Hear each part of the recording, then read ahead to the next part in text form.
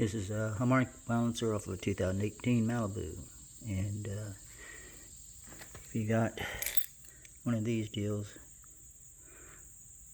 there's no bolt holes to screw in there, so I ended up having to sacrifice a few little wrenches there to hook in there and pull it out, and just make sure your